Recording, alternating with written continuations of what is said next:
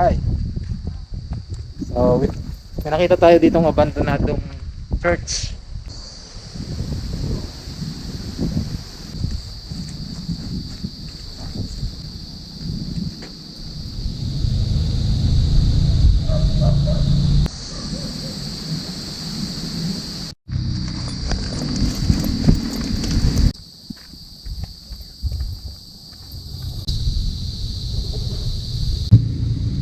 Nandito tayo sa abandonadong simbahang lubog.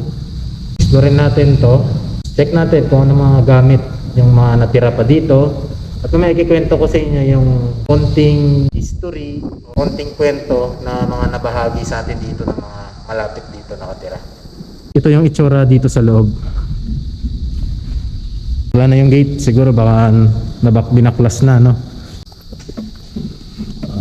Matigas na rin. Ito yung pinaka-entrance na itong simbahan. Ayan, tinawag siyang simbahang lubog guys dahil yan nga. Nakita nyo, paakyat pa yan. Diyan na yung pinaka-highway sa taas na ito. Wala na, talagang matigas na tong mga ito. Tigas na.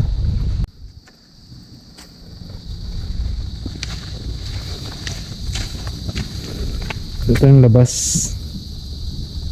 Hindi ko alam kung ano yung unfinished na structure dyan. Ito yung parang pinakabahay, mga magsisilbi dito sa simbahan. Ano nga, 10 years ago, may tumira pa daw dito. Wala naman silang nakwento na mga something paranormal na nangyayari dito. Kaya na-locate natin tong location dahil sa tao na yun. So dating tumira dito.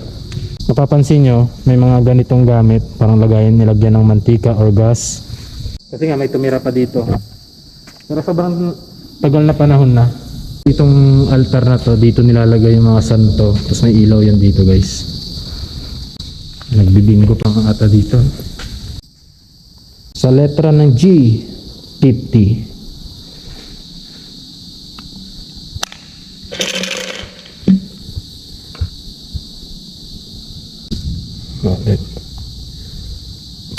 Nakaka-amaze lang dito sa may lugar. Kasi alam mo yun, first time ko makapag-explore talaga ng simbahan na may parang kahit pa paano buo pa. Ganyan, merong altar, merong santo pa, ano. May napasok ako kasi simbahan dati, wala na, ruins na lang talaga siya.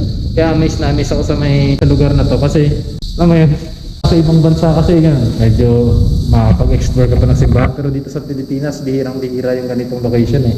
Kaya talagang pinaghirapan ko hanapin talaga yung location na to para ma-explore ko. Mabahagi ko din sa inyo.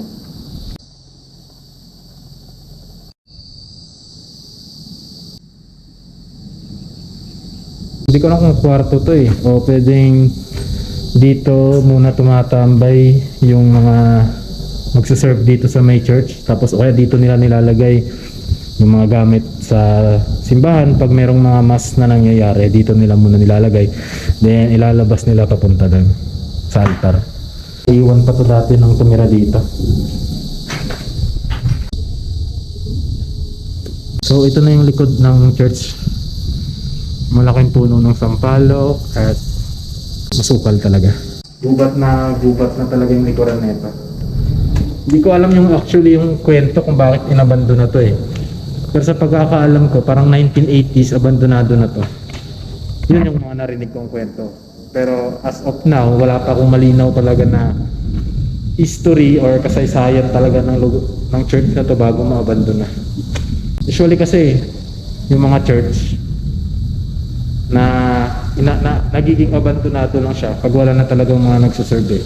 For example, hanggang sa nawala na yung mga tao na pakatira dito, since nga yung lugar na to is provincial type, nangyayari baka yung mga tao na nakatira dito nag-migrate papuntang lungsod at doon na nakahanap ng ibang pagsasambahan o religion, doon na sila makakuha ng bagong religion nila. Ngayon yung church na to, siguro dahil nga wala nang tao na nagpupunta dito para magsimba, ganyan nabandonado na at hindi na talaga nagamit hanggang sa maiwan na talaga na ganito. Sayang lang yung mga ganitong structures. Pero yun nga, for me, this place is very,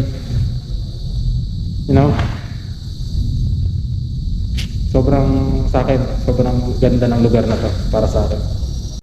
So may nakita ako ditong pinto. Ito yung mga pangalan ng mga sigurong tumira dito, possible na tumira o mga pwedeng pumunta dito sa lugar para magsulat-sulat lang. Shoutout sa'yo, Robes.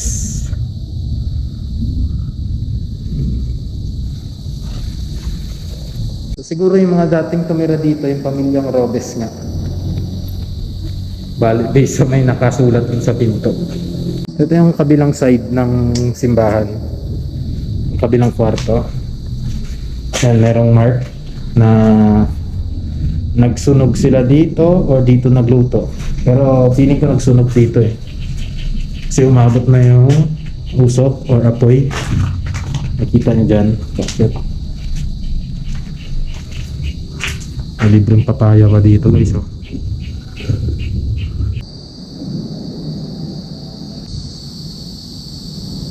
Napansin ko lang dito, hindi ko alam kung bakit merong calendar na 2022. So ibig sabihin, parang malabo pa yung 10 years ago na yun.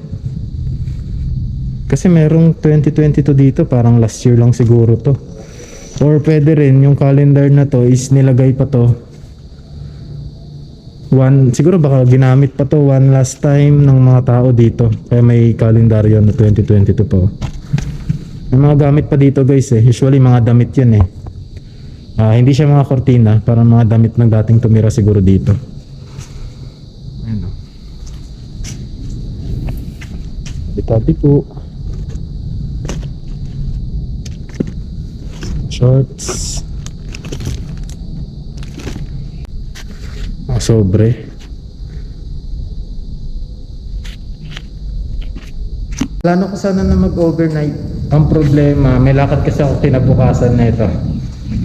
Pupunta kasi ako ng Quezon at yun, dahil sobrang aga yung alis namin, hindi ko kaya na mag-overnight dito. Pero ang gagawin ko na lang siguro, magpapahabot na lang ako dito ng dilim. Then shoutout pala kay Andrew Sanchez, no, sa may followers ng page natin. Mama siya sa atin dito pero nandun siya sa may taas ngayon, nagbabantay ng gamit. Kaya ako lang nag-explore dito.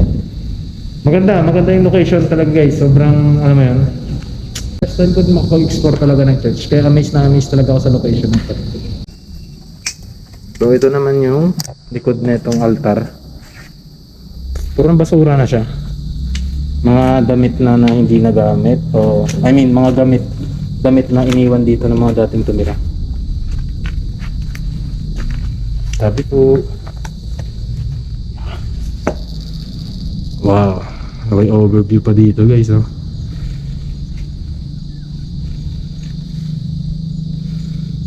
Meron akong problema ngayon, kaya medyo nahihirapan din ako explorein ng maayos yung mga pupuntahan ko.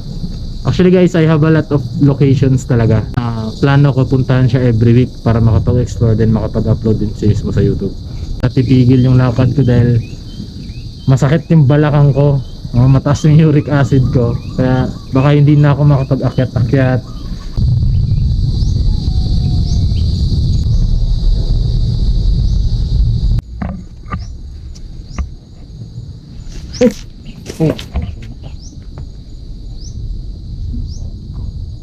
Yung bag ko na suot kanina ng belt bag ko nahulog. So hindi ko alam kung paano ko siya pupuntahan. Sa likod, sa ilalim siya nahulog. Sa likod na isang church siya, sa ilalim nahulog. Sana walang ahas, no? Sukalado. Sabi ko, ang malas ko. Ang kakit-akit ko. Kakit-akit ko sa bintana, nahulog yung bag ko. Kita niyo yung itim yan. Susunod yung bintana sa taas pa. Buti na lang kahit pa paano nakagawa tayo ng daan dito.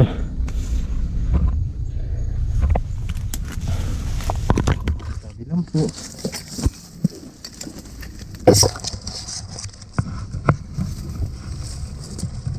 Oh.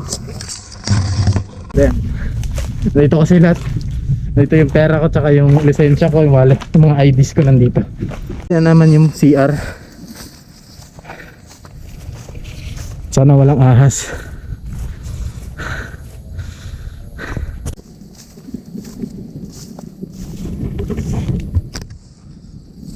Tabi po.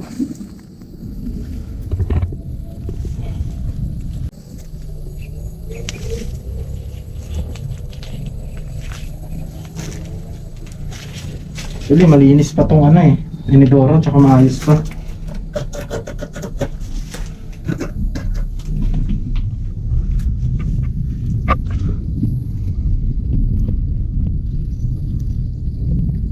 Sobrang sukal yun.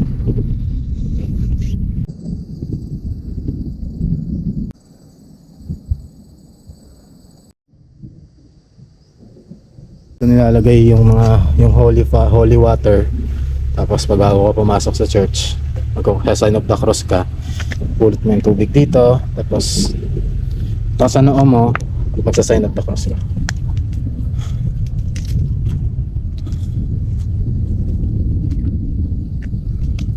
Pakaganda talaga. It's too late. What if you believe in?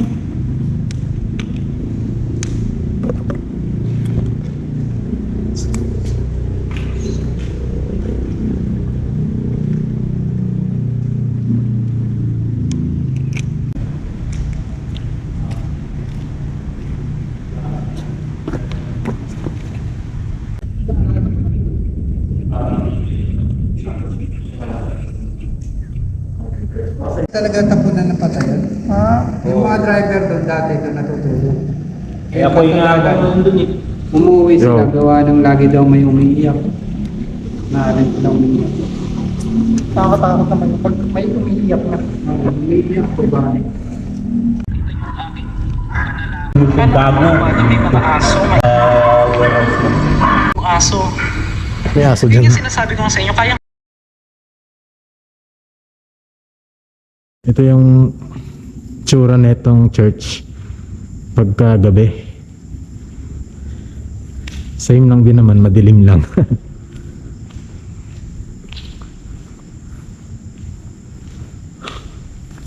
I-explore natin ulit yung mga sulok-sulok nito. Ito yung kwarto kanina. Ngayon ko lang nakita, meron pala ditong ano. Oh, art.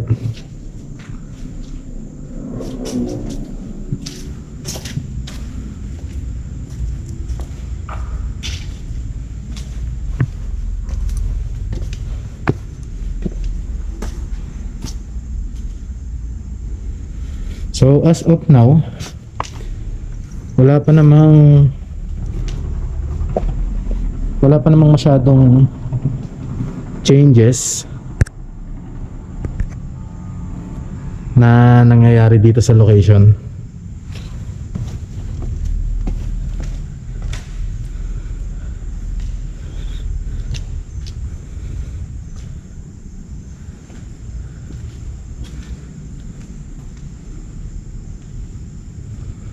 Ayan, shoutout kay Ate Laila Picaza, kay Boss Chucky Bliner, kay Andrew Sanchez, at syempre sa inyong lahat guys, shoutout sa inyo. Maraming salamat sa suporta at panonood ulit sa ating channel.